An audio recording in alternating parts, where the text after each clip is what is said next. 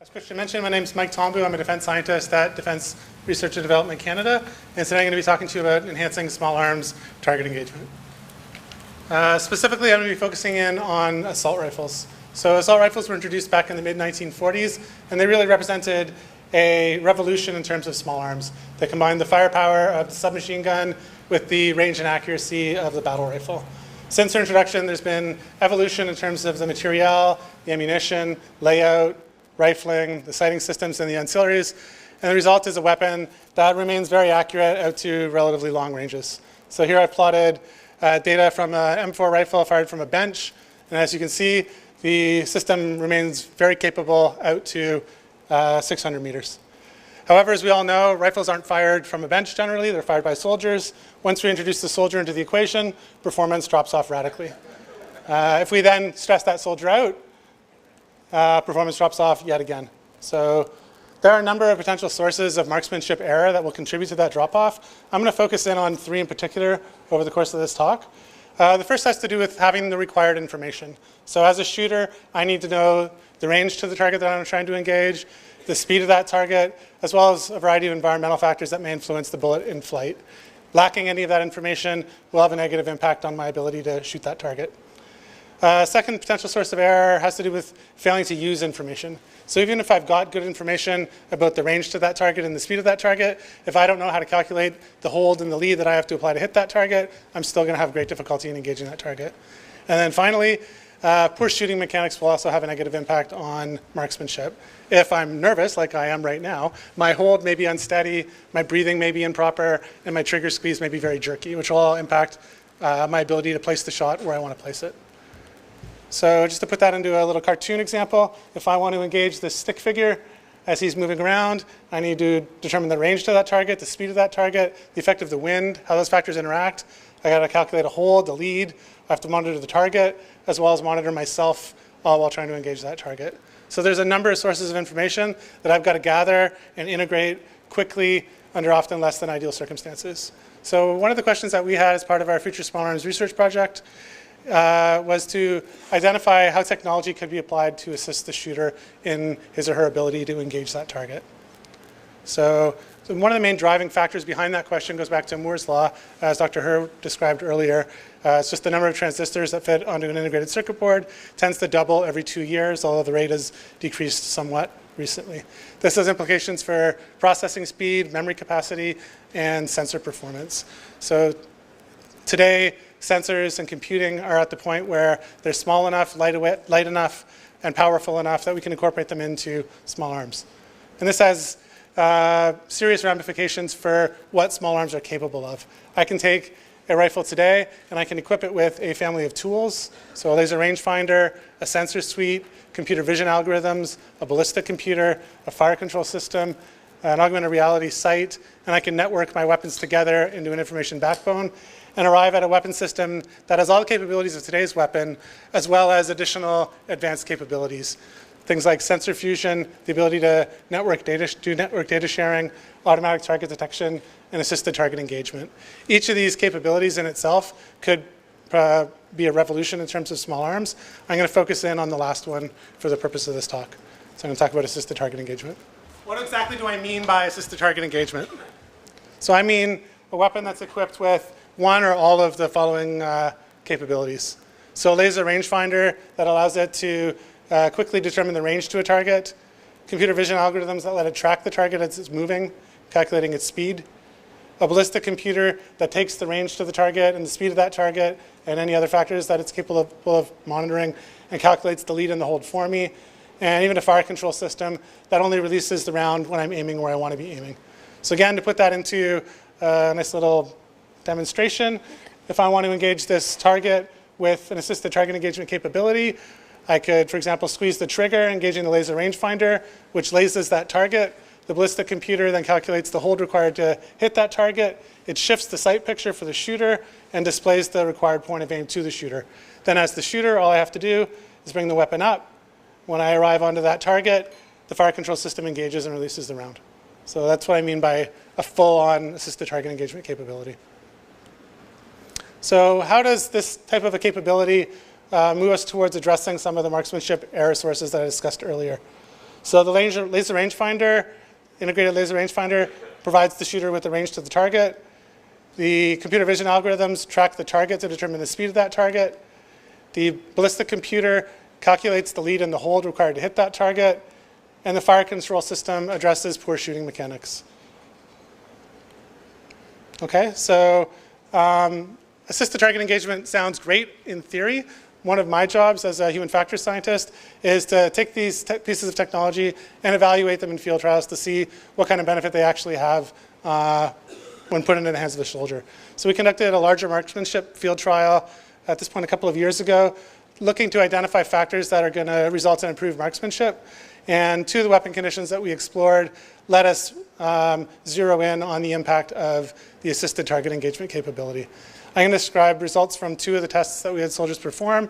One's a known distance task, and the other is an unknown distance task. So for this, I'll describe each task in the coming slides. So for the known distance task, the goal here was to isolate the impact of the fire control system on marksmanship. So one of the main things the fire control system should allow is to reduce or eliminate the impact of poor shooting mechanics. Because the fire control system is only going to release the round once I'm aiming at the calculated ballistic solution, it eliminates the possibility of my jerky trigger squeeze affecting my ability to put the round where I want to put it. So in order to isolate that factor, we had soldiers engage targets with and without the assisted target engagement capability. And when they weren't provided with the assisted target engagement capability, we provided them with additional information so that we could isolate the impact of the fire control system. So we provided them specifically with the range to that target. So they always knew the target, for example, would be 100 meters away. And we also provided them with enough time to properly account for the range to the target, and we gave them known holds so that there was no requirement on the soldier to calculate the holds. So if shooting mechanics are contributing to marksmanship error and the assisted target engagement capability eliminates it, we should see that performance is better when soldiers are equipped with the assisted target engagement capability compared to when they don't have it. And here's what we found.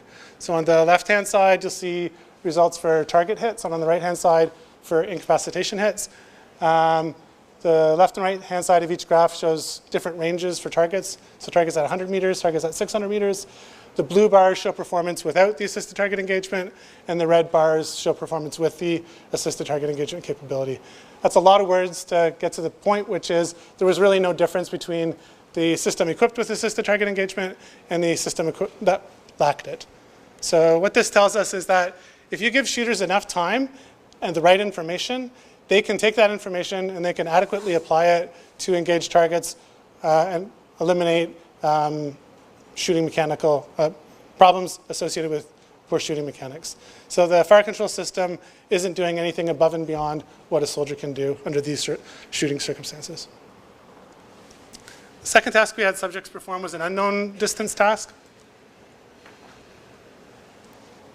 So here, a random target would pop up in a 100 to 600 meter range envelope.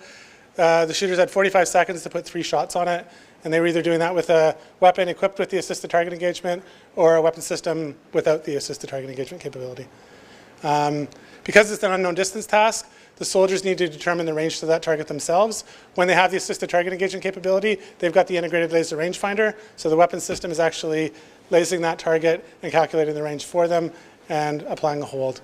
Without the assisted target engagement capability, they have to use their own cognitive abilities to assess the range to that target and then apply the appropriate hold. Based on previous work that we've conducted, or work that we actually conducted after it, people are very poor at judging range to given targets. So here I'm just showing estimated range error as a function of the range to that target. And as you can see, the error gets larger the farther away the target is. And by the time the target gets out in the 300 to 400 meter range envelope, range estimates are way off. They're off by 100 to 150 meters. That kind of an error is going to have a pretty large difference in terms of where your shots are going to be landing on a target. When the shooters didn't have the assisted target engagement capability, we didn't provide them with the range, but we did provide them with known holds again. So if they calculated that the target was at 300 meters, they knew what hold they should apply for 300 meters. The question is, was their estimate of 300 meters a good one? So here, if range estimation contributes to marksmanship error and the assisted target engagement capability eliminates it, we should see better performance with the assisted target engagement capability than without it. And that's exactly what we saw here. So here I'm showing you a proportion of shots that hit the target as a function of target range. The red line shows performance with the assisted target engagement capability. The blue line shows performance without it. And as you can see, the red line at virtually all ranges is higher than the blue line. Interestingly, or worth pointing out, for the 300-meter target, performance without the assisted target engagement was about 20%. So about 20% of the shots that they were taking were hitting the target. With the assisted target engagement capability, that number bumped up to over 50%. So we're seeing over a 2 times multiplier effect resulting from the assisted target engagement capability. We saw similar results for incapacitation hits. So these are shots landing within an 8-inch square on the center of the target. Again, the assisted target engagement capability resulted in dramatic improvements compared to the system without. Again, the results were most marked, or the differences were most marked for those mid-range targets. So here the target at around 300 meters, I think it's about 7% of the shots were landing in the incapacitation zone without the assisted target engagement capability, and it was up close to 30% with the assisted target engagement capability. So again, we're seeing very large impacts of introducing automation into the shooting cycle. So just to summarize, including the laser rangefinder as part of a weapon system resulted in dramatic improvements in shooting performance, especially for those medium to long range distances. Again, over 2 times the target hits for targets at around 450 meters, and over 5 times the incapacitation hits for targets at 300 meters. We did note some costs of using the system. Time to engage were long with the system. So specifically, calculating the ballistic solution didn't take a lot of time, but it took shooters a long time to manage to get the fire control system to engage. There were also some issues in terms of the reliability and the robustness of the system that was equipped with the assisted target engagement. If the lighting was too bright or too dim, or it was too foggy, or the software was having a bad day, the assisted target engagement capability would not always work. So that's something that, for the software engineers, would need to be resolved for the system to be fieldable. So just to put those results into context, going back to my results showing the M4 benched in the hands of a soldier and in the hands of a stressed soldier, if I overlay performance without the assisted target engagement capability, our soldiers shot about as well as the US qualification data. Once we introduce the assisted target engagement capability, we see a nice jump up in performance, especially for those mid to long range targets. So just some general conclusions. The overall results suggested to us that a full-on fire control system does provide benefit to shooters, but there are some costs that also have to be taken into consideration. And I think this is an important caveat when you're looking at technology and introducing technology into the battlefield. There's a lot of things you could do in theory. Whether you should do it is something that needs to be taken close examination of. So the fire control system in particular was really slow to release the round. And time is very important, especially in a battlefield scenario. When the other guys are shooting back at you, it's a different story than when you're shooting against core blast targets. One way around the slow engagement times might be to leave shot release up to the shooter. So the fire control system is basically in charge of shot release, and it's the part that's taking all the time. The results from the known distance task that we as soldiers perform suggests that the added benefit of the fire control system is really minimal. It's not really doing anything above and beyond what the soldier can do himself to mitigate problems with shooting mechanics. So going to a slightly less automated system that still has the laser rangefinder built into it, because we showed that that provided benefit, and that displays the required aim point to the shooter through the sight, might be a system that kind of provides the best of both worlds. Because now the shooter has the required point of aim, but we leave shot release in the hands of the shooter. We're planning on running a trial to look at that next year. I actually believe that some of Gene's colleagues at ARL just finished looking at that a couple of months ago, or a similar idea anyway. So just some implications for this type of a technology. Assisted target engagement can extend the overall range of small arms rather dramatically. We saw really large improvements in terms of target hits and incapacitation hits, especially in that medium to long range range envelope. The challenge will be finding the right balance between automation and skilled manual control. So your shooters still have to be well trained at being able to fire manually on their own. I think especially during red teaming, looking at what this offers an enemy force is very important. This technology lets somebody who's not particularly trained at marksmanship to be able to reach out and touch somebody at quite long ranges. I'm not a shooter. The first time I got my hands on one of these sorts of systems was 3 or 4 years ago now. It was a sniper version of the same kind of system. I was able to hit a target at 1 kilometer. That's a real capability that I don't have. So that's a good example of how technology can take a relatively untrained force and turn them into something much more potent. The other thing that's important is that technology fails. So shooters still have to be able to shoot without technology.